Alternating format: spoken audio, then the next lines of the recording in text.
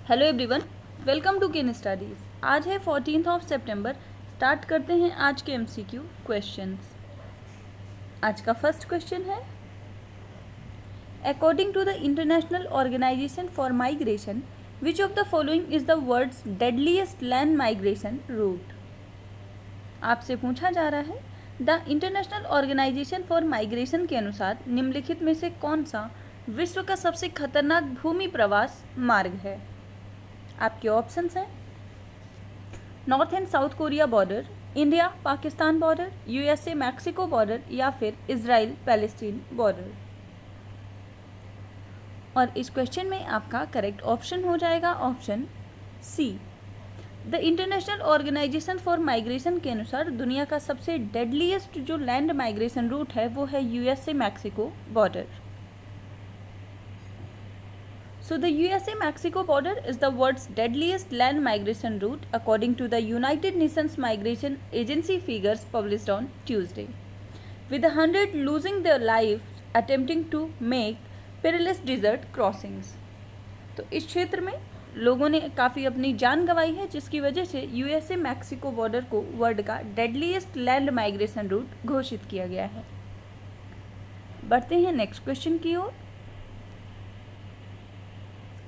Who has become the fastest Indian spinner to reach out 150 ODI wickets in September 2023? आपसे पूछा जा रहा है, सितंबर 2023 में सबसे तेज 150 एक दिवसीय अंतर्राष्ट्रीय विकेट का लक्ष्य हासिल करने वाले भारतीय स्पिनर कौन बन गए हैं। आपके ऑप्शंस हैं रविंद्र जडेजा, अक्षर पटेल, कुलदीप यादव या फिर युजवेंद्र चहल। और इस क्वेश्चन में आपका करेक्ट ऑप्शन हो जाएगा ऑप्शन सी। ऐसे फास्टेस्ट इंडियन स्पिनर बन गए हैं Kuldeep Yadav. So Kuldeep Yadav reached 150 ODI wicket mark, becoming the fastest Indian spinner to do so in 88 one day internationals. इसके साथ ही ये सेकेंड फास्टेस्ट इंडियन बन गए हैं to reach the mark after pacer Mohammed Shami, जिन्होंने 150 विकेट्स लिए थे 80 मैचेस में। बढ़ते हैं नेक्स्ट क्वेश्चन की ओर। In which place was the 4th G20 sustainable finance working group meeting held in September 2023? आपसे पूछा जा रहा है, सितंबर 2023 में चौथी G20 सतत वित्त कार्य समूह की बैठक का आयोजन किस शहर में किया गया है। आपके ऑप्शंस हैं वाराणसी, लखनऊ, कानपुर या आगरा। और इस क्वेश्चन में आपका करेक्ट ऑप्शन हो जाएगा ऑप्शन ए। इसका आयोजन उत्तर प्रदेश के शहर वाराणसी में किया गया है। So the 4th and last meeting of the G20 Sustainable Finance Working Group under India's G20 presidency began in Uttar Pradesh Varanasi. जैसा कि आपने देखा, ये 4th और लास्ट मीटिंग है G20 sustainable finance working group का। इससे पहले 3 और मीटिंग्स का आयोजन किया जा चुका है। फर्स्ट मीटिंग का आयोजन गुवाहाटी असम में किया गया था, सेकेंड मीटिंग का आयोजन उदयपुर राजस्थान में और थर्ड फाइनेंस वर्किंग ग्रुप की मीटिंग का आयोजन महाबलीपुरम तमिलनाडु में किया गया था।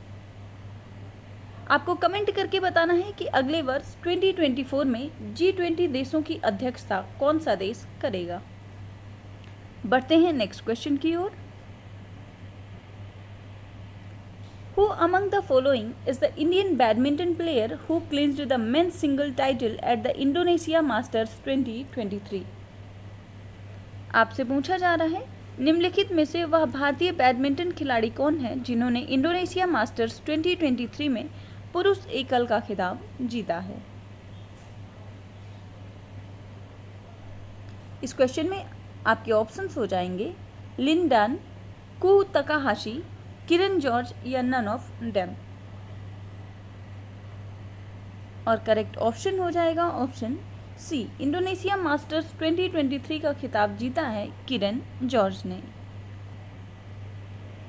So the Indian badminton player Kiran George clinched the men's singles title of Indonesia Masters 2023, जिसका आयोजन किया गया था मेदन, नॉर्थ सुमात्रा में।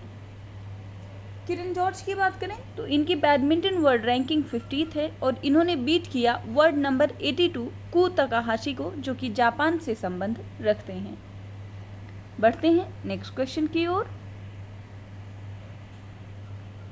Which of the following statement is correct regarding the relationship between India and Mongolia?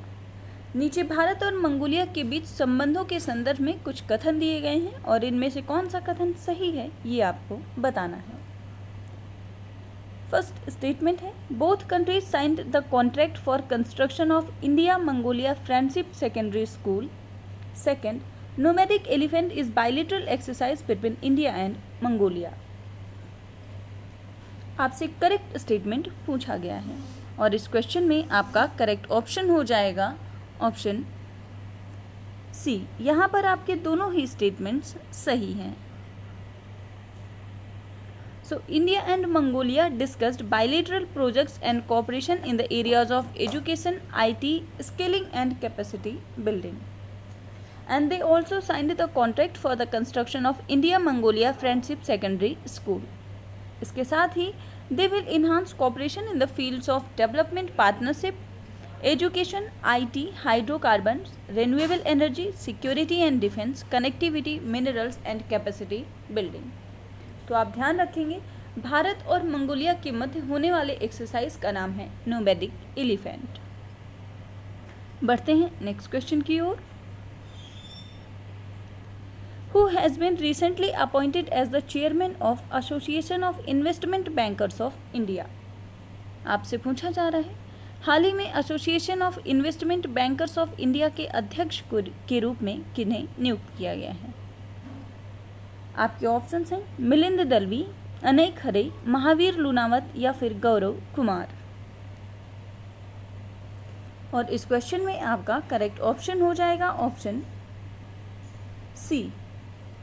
Association of Investment Bankers of India के नए अध्यक्ष हाल ही में नियुक्त किए गए हैं महावीर लूनावत।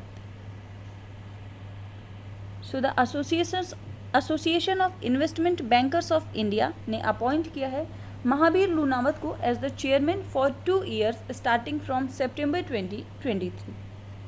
AIBI की बात करें जिसका फुल फॉर्म आपने देखा, association of Investment Bankers of India होता है। ये एक सोल रिप्रेजेंटेटिव बॉडी है of investment bankers to the Securities and Exchange Board of India and the various statutory authorities. बढ़ते हैं नेक्स्ट क्वेश्चन की ओर। Which country won the FIBA Basketball World Cup for the first time by defeating Serbia? आपसे पूछा जा रहा है किस देश ने सर्बिया को हराकर पहली बार FIBA बास्केटबॉल विश्व कप जीता है। आपके ऑप्शंस हैं साउथ कोरिया, जर्मनी, स्पेन या यूनाइटेड स्टेट्स। और इस क्वेश्चन में आपका करेक्ट ऑप्शन हो जाएगा ऑप्शन बी। इसको जीतने वाली या यूं कहें कि पहली बार जीतने वाला जो देश है वो है Germany. So Germany beat 2-time champion Serbia by 83-77 in the final in Manila to lift the men's basketball World Cup for the first time. The 2023 FIBA Basketball World Cup was the 19th tournament of this Basketball World Cup for men's national basketball team. तो आप ध्यान रखेंगे FIBA basketball world cup जिसका आयोजन इस वर्ष किया गया उसमें विजेता टीम रही है जर्मनी और उप विजेता सर्बिया टीम रही है और ये इस वर्ल्ड कप का 19th संस्करण है। आज के करंट अफेयर सेशन में इतना ही। धन्यवाद।